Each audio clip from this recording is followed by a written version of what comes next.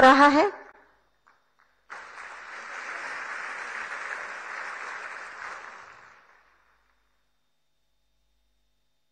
और उसके बाद ब्रजभान मरावी समूह 40 से अधिक वर्ष की आयु वर्ग में नृत्य विधा में जनजातीय नृत्य कर्मा नृत्य प्रस्तुत किया और इसमें पुरस्कृत हो रहे हैं। और उसके बाद तो बच्चों को पुरस्कृत करते हुए आप देख रहे हैं प्रधानमंत्री नरेंद्र मोदी को, तमाम उन मेधावी छात्राओं को जिन्होंने अलग अलग क्षेत्रों में अपनी कला के जरिए नाम कमाया है, उन्हें सम्मानित करते हुए, उन्हें पुरस्कृत करते हुए, तो छात्र छात्राएं दोनों जिन्होंने फर्स्ट, सेकंड और थर्ड प्राइज जीते हैं, उन्हें पुरस्कृत करते हुए प्रधानमंत्री नरेंद्र मोदी को आप देख रहे हैं। तो रुद्राक्ष कन्वेंशन सेंटर में ये कार्यक्रम चल रहा है, जिसकी सीधी तस्वीर न्यूज़ 18 आपको लगातार दिखा रहा है। तो काशी में सांसद सांस्कृतिक महोत्सव 2023 की ये तस्वीर। और इसके बाद जीवन ज्योति स्कूल समूह 10 से 18 वर्ष की आयु का नृत्य विधा में प्रदर्शन किया, भरतनाट्यम के द्वारा पुरस्कृत। तो भरतनाट्यम में जिन्होंने जोरदार तालियां होनी चाहिए, उन्हें भी मंच पर बुलाया गया और उन्हें भी पुरस्कृत किया गया प्रधानमंत्री नरेंद्र मोदी की ओर से। तो पीएम सम्मानित करते हुए, उन्हें ट्रॉफी देते हुए ये तस्वीर शांभवी टंडन समूह के लोग पुरस्कृत हो रहे हैं, कामना करते हुए, इन बच्चों के उज्जवल भविष्य के लिए कामना करते हुए, और साथ ही और अब जीवन छोटे बच्चे जो प्रधानमंत्री से मिलकर भी काफी खुश दिखाई दिए के माध्यम से। सीधी तस्वीर इस वक्त वाराणसी से लाइव आ रही है, जो कि न्यूज़ 18 आपको दिखा रहा है। तो 16 अचल आवासीय विद्यालयों का लोकार्पण किया गया, वाराणसी की ये सीधी लाइव तस्वीर। और इन आवासों में वो बच्चे पढ़ेंगे बनारस की सांस्कृतिक चेतना का पुनर्जागरण किया। उन श्रमिकों के बच्चे हैं जिन्होंने निर्माण किया है। माननीय, बहुत बहुत धन्यवाद माननीय, आपका आशीर्वाद, आपका। तो एक छोटी सी बच्ची के साथ संवाद करते हुए देख सकते हैं आप, और उसके सिर पर हाथ रखकर उसे आशीर्वाद देते हुए आशीर्वाद और प्रधानमंत्री नरेंद्र मोदी इन्हें आगे बढ़ने में प्रेरणा देगा। बहुत बहुत धन्यवाद माननीय। भारत की सामूहिक चेतना सभी बच्चों को यहाँ पर पुरस्कृत किया गया है, संकल्पों और ये सीधी तस्वीर वाराणसी से लाइव आपको हम दिखा रहे हैं। राष्ट्र हित से जोड़ने की प्रेरणा दी है माननीय प्रधानमंत्री जी ने। विश्व मित्र के रूप में भारत की नई पहचान गढ़ने वाले माननीय प्रधानमंत्री जी से बहुत ही आदर के साथ मैं अनुरोध करूंगी कि अपने आशीर्वचनों से हमारा मार्गदर्शन करें, आपकी तालियों के प्रणाम के साथ।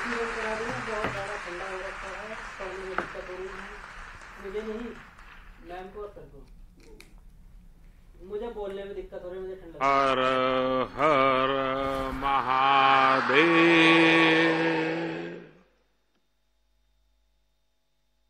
उत्तर प्रदेश के लोकप्रिय मुख्यमंत्री श्रीमान योगी आदित्यनाथ जी, मंच पर उपस्थित सभी महानुभाव, काशी सांसद सांस्कृतिक महोत्सव के सभी प्रतिभागी साथियों और रुद्राक्ष सेंटर में उपस्थित मेरे प्यारे काशीवासियों,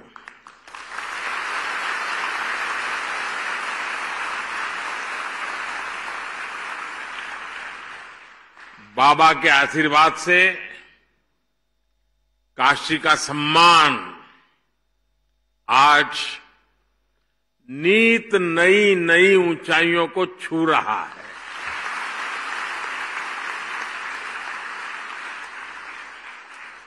G20 समिट के जरिए भारत ने पूरी दुनिया में अपना झंडा गाड़ा है। लेकिन उसमें काशी की चर्चा विशेष है।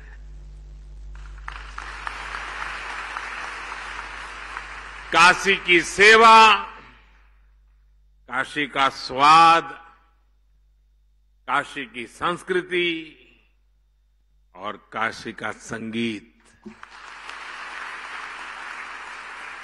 G20 के लिए जो जो मेहमान काशी आया वो इसे अपनी यादों में समेटते हुए साथ लेकर के गया है। मैं मानता हूं कि G20 की अद्भुत सफलता महादेव के आशीर्वाद से ही संभव हुई है। साथियों, बाबा की कृपा से काशी अब विकास के ऐसे आयाम गढ़ रही है जो अभूतपूर्व है। आपको भी लगता है ना? आप बोलेंगे तो पता चलेगा। मैं जो कह रहा हूं आपको सच लग रहा है? आप बदलाव देख रहे हैं? काशी चमक रही है? दुनिया में काशी का नाम बढ़ता चला जा रहा है। साथियों, आज ही मैंने बनारस के लिए अंतर्राष्ट्रीय क्रिकेट स्टेडियम का शिलान्यास किया है।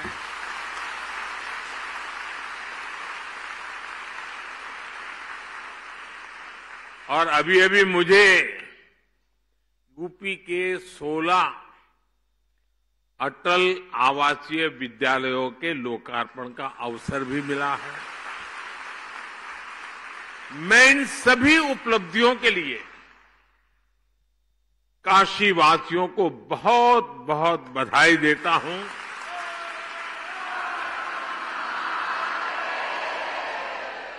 उत्तर प्रदेश के लोगों को बधाई देता हूं।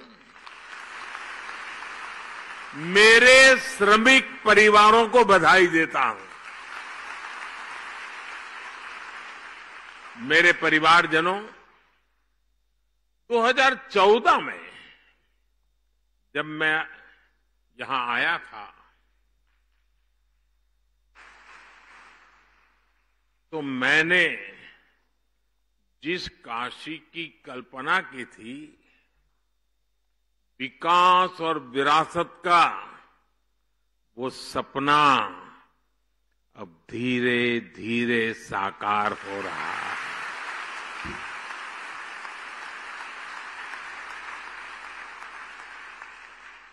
दिल्ली में व्यस्तता के बीच भी मैं काशी सांस्कृतिक महोत्सव के जो आपका कार्यक्रम चला और मैंने तो देखा, बहुत व्यापक रूप से लोगों ने हिस्सा लिया।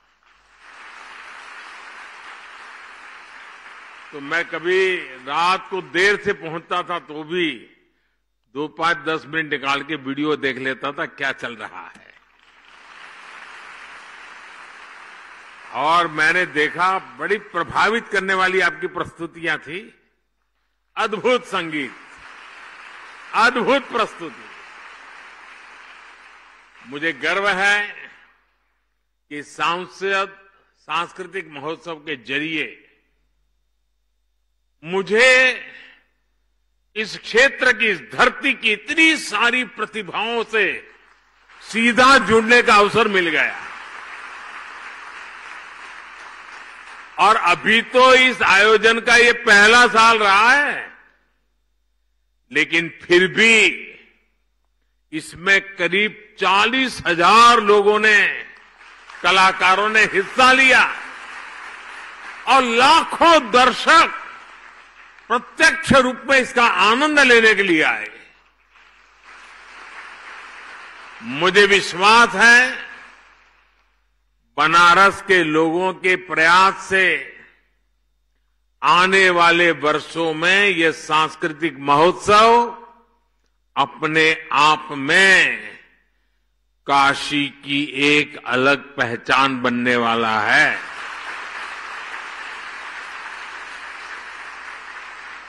इसका सामर्थ्य इतना बढ़ने वाला है, हर कोई लिखेगा कि मैं उस स्पर्धा में मैंने हिस्सा लिया था, मैंने उस स्पर्धा में इनाम पाया था। और दुनिया भी पूछेगी अच्छा उसमें आप नंबर लाए थे, तो आ जाइए, आपके इंटरव्यू की जरूरत नहीं है, ये होने वाला है। ये देश दुनिया के पर्यटकों के लिए ये हमारा काशी आकर्षण का एक नया केंद्र भी बनेगा, ये मान के चलिए। मेरे परिवारजनों, काशी और संस्कृति एक ही चीज के, एक ही ऊर्जा के दो नाम है, आप उनको अलग कर ही नहीं सकते। और काशी को तो देश की सांस्कृतिक राजधानी होने का गौरव प्राप्त है। और काशी की तो गली गली में गीत गूंजते हैं, और ये स्वाभाविक भी है, क्योंकि ये नटराज की अपनी नगरी है।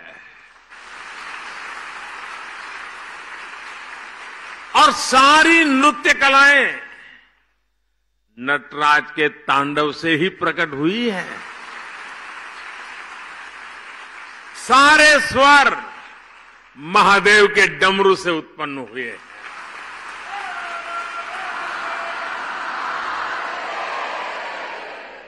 सारी विधाओं ने बाबा के विचारों से जन्म लिया है। इन्हीं कलाओं और विधाओं को भरत मुनि जैसे आदि आचार्यों ने व्यवस्थित और विकसित किया।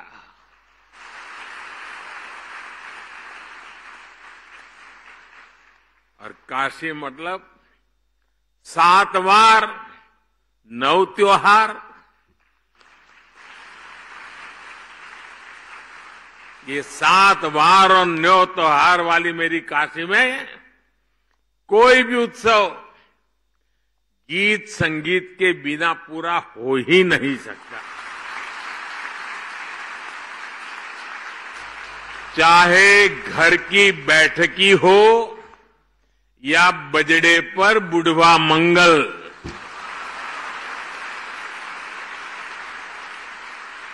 भरत मिलाप हो या नाग नथैया, संकट मोचन का संगीत समारोह हो या देव दीपावली पर यहां सब कुछ सुरों में समाया हुआ है।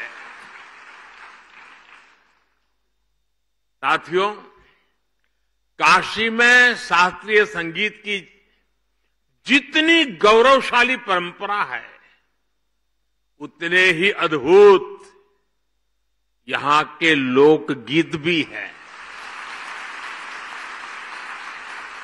यहां तबला भी है, यहां शहनाई और सितार भी है, यहां सारंगी के सुर भी है और यहां वीणा का वादन भी है। ख्याल, ठुमरी, दादरा, चेती और कजरी जैसी कितनी ही विधाओं को बनारस ने सदियों से सहेज कर रखा है। पीढ़ी दर पीढ़ी परिवारों ने, गुरु शिष्य परंपराओं ने भारत की इस मधुर आत्मा को जीवित बनाए रखा। बनारस का तेलिया घराना, पियरी घराना, रामापुरा कबीर चौरा मोहल्ले के संगीतज्ञ, ये विरासत अपने आप में कितनी समृद्ध रही है। बनारस के ऐसे कितने ही कलाकार हैं जिन्होंने पूरे विश्व में अपनी छाप छोड़ी है। मैं सबके नाम लेना शुरू करूंगा तो शायद कितने दिन निकल जाए। कितने ही विश्व प्रसिद्ध नाम यहां अभी हमारे सामने उपस्थित है। मेरा सौभाग्य है कि मुझे बनारस के ऐसे कई सांस्कृतिक आचार्यों से मिलने का, उनके साथ समय बिताने का सौभाग्य मिला है। साथियों, आज यहां काशी सांसद खेल प्रतियोगिता के पोर्टल को भी लॉन्च किया गया है। सांसद खेल प्रतियोगिता हो, सांसद सांस्कृतिक महोत्सव हो, काशी में नई परंपराओं की ये तो शुरुआत है। अब यहां काशी सांसद ज्ञान प्रतियोगिता का भी आयोजन किया जाएगा। कोशिश यही है कि काशी के इतिहास, यहां की समृद्ध विरासत, यहां के त्योहार, यहां के खान पान के प्रति जागरूकता और बढ़े। सांसद ज्ञान प्रतियोगिता भी बनारस के शहरी और ग्रामीण इलाकों में अलग अलग स्तर पर आयोजित की जाएगी। साथियों, काशी के बारे में सबसे ज्यादा काशी के ही लोग जानते हैं और यहां का हर व्यक्ति, हर परिवार वो सच्चे अर्थ में काशी का ब्रांड एम्बेसडर है। लेकिन साथ ही ये भी जरूरी है कि सभी लोग काशी के बारे में अपनी जानकारी को अच्छी तरह बता पाएं। और इसलिए शायद देश में पहली बार मेरे मन में एक इच्छा है, यहां शुरू करूं। आप सबका साथ मिलेगा? आपको पता तो है नहीं मैं क्या कहने वाला हूं, फिर भी हाँ कह दिया। देखिए, कोई भी टूरिस्ट प्लेस होता है, यात्रा धाम होता है, तो आज के युग में उत्तम से उत्तम गाइड बहुत आवश्यक होते हैं।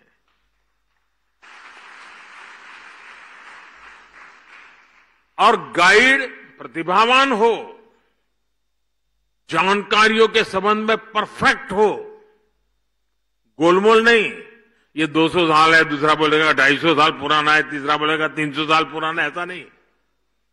वो 240 बोलेगा मतलब 240। ये ताकत काशी में होनी चाहिए। और आजकल टूरिस्ट गाइड ये भी एक बहुत बड़ा रोजगार बन रहा है, क्योंकि जो टूरिस्ट आता है वो सब चीजें समझना चाहता है और टूरिस्ट को, गाइड को पैसे भी देना चाहता है। और इसलिए मेरी एक इच्छा है और मैं कोशिश कर रहा हूं, शुरू करेंगे। अब यहां काशी सांसद टूरिस्ट गाइड, उसकी कंपटीशन भी आयोजित की जाएगी। आप गाइड बनकर के आइए, लोगों को समझाइए एक एक जगह का विषय में और इनाम पाइए।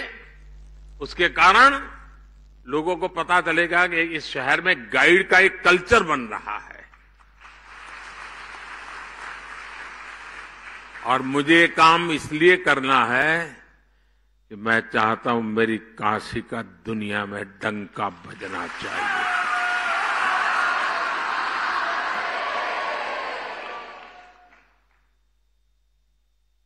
और मैं चाहता हूं कि पूरी दुनिया में अगर कोई कहीं गाइड की बात करे तो काशी के गाइड्स का नाम सबसे सम्मान से लिया जाए।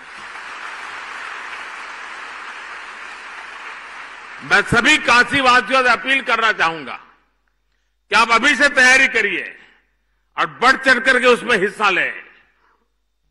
मेरे परिवारजनों, हमारा बनारस सदियों से शिक्षा का भी एक बड़ा केंद्र रहा है। बनारस की शैक्षणिक सफलता का सबसे बड़ा आधार है इसका सर्वसमावेशी स्वभाव। देश और दुनिया के कोने कोने से आकर लोग यहां पढ़ाई करते हैं। आज भी दुनिया के कितने ही देशों से लोग यहां संस्कृत सीखने आते हैं, ज्ञान लेने आते हैं। आज हमने इसी भावना को केंद्र में रखकर यहां से अटल आवासीय विद्यालयों का शुभारंभ किया है। आज जिन अटल आवासीय विद्यालयों का लोकार्पण हुआ है उन पर करीब 1100 करोड़ रुपए खर्च किए गए हैं। और ये स्कूल, इतने भव्य स्कूल, हमारे श्रमिक, हमारे यहां मजदूरी करने वाले जो लोग हैं और समाज के जो सबसे कमजोर वर्ग हैं उनके बेटे बेटियों के लिए किया गया काम है। और इससे उनको अच्छी शिक्षा मिलेगी, संस्कार मिलेंगे, आधुनिकतम शिक्षा मिलेगी। जिन लोगों की कोरोना में दुखद मृत्यु हो गई उनके बच्चों को भी इन आवासीय विद्यालयों में निःशुल्क पढ़ाया जाएगा। मुझे बताया गया है कि इन स्कूलों में कोर्स के साथ साथ संगीत, कला, क्राफ्ट, कंप्यूटर और स्पोर्ट्स के लिए भी शिक्षक होंगे। यानी गरीब के बच्चे भी अब अच्छी से अच्छी पढ़ाई का, सर्वांगीण शिक्षा का सपना पूरा कर पाएंगे। और केंद्र सरकार की ओर से हमने इसी तरह जनजातीय समाज के बच्चों के लिए एकलव्य आवासीय स्कूल बनाए हैं। नई राष्ट्रीय शिक्षा नीति के जरिए हमने शिक्षा व्यवस्था की पुरानी सोच को भी बदला है। अब हमारे स्कूल्स आधुनिक बन रहे हैं, क्लासेस स्मार्ट हो रही हैं।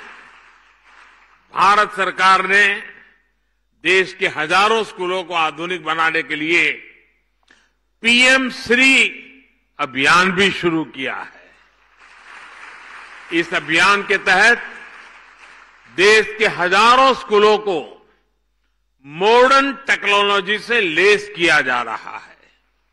साथियों, काशी में सांसद के तौर पर जो भी नए कार्यक्रम शुरू हुए हो रहे हैं उन सभी में मुझे आपका भरपूर सहयोग मिल रहा है।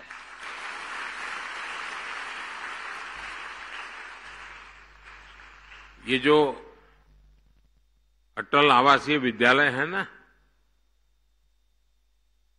ये जो कंस्ट्रक्शन वर्कर्स होते हैं, जो कभी ये गांव दूसरे गांव ऐसे काम करते हैं तो उन बच्चों की पढ़ाई छूट जाती है और उसके लिए एक बजट रखा जाता है। उसमें से उनके बच्चों की चिंता करने का विषय। आप देखिए कि तत्कालीन राजनीतिक लाभ लेने का जिनका इरादा नहीं होता है, स्वार्थ भाव नहीं होता है, वो कैसे काम करते हैं। और जिनके दिल दिमाग में सिर्फ चुनाव ही भरा रहता है, कैसे भी करके वोट बटोरने की खेल खेलने की आदत रहती है, वो ऐसे पैसों के कैसा बर्बाद करते हैं। आप हिंदुस्तान में जानकारी लेंगे तो पता चलेगा। ये पैसे सभी राज्यों के पास है और भारत सरकार ने पूरी की पूरी उनको छूट देके रखी है। लेकिन ज्यादातर राज्य वोट मिलने वाले कामों के लिए उन पैसों को खपा रहे हैं, जबकि योगी जी ने और मेरी बात तो बहुत पहले हुई थी, लेकिन उन्होंने मन में रखा और आज और ये बच्चे इतने तैयार होंगे ना, उस परिवार को फिर मजदूरी करने की नौबत ही नहीं रहेगी। अभी मैं ये अटल आवासीय विद्यालय के कुछ बच्चों को मिल के आया।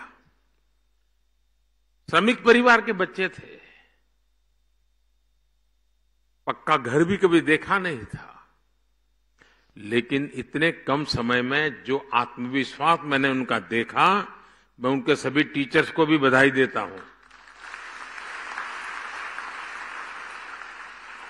जिस आत्मविश्वास से बातें कर रहे थे और प्रधानमंत्री को जिस प्रकार से वो ड्रिल कर रहे थे, ऐसे सवाल पूछ रहे थे। अब मैं भी तो कोई सिलेबस पढ़ के आया नहीं था,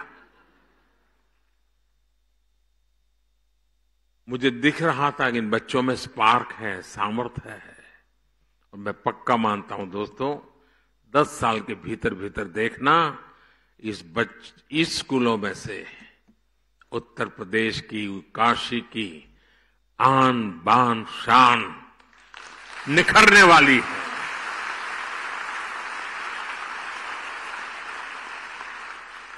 मेरे प्यारे काशीवासियों, मुझ पर आपके आशीर्वाद ऐसे ही बनाए रखिए। इसी भावना के साथ आप सबका बहुत बहुत धन्यवाद। हर हर महादेव।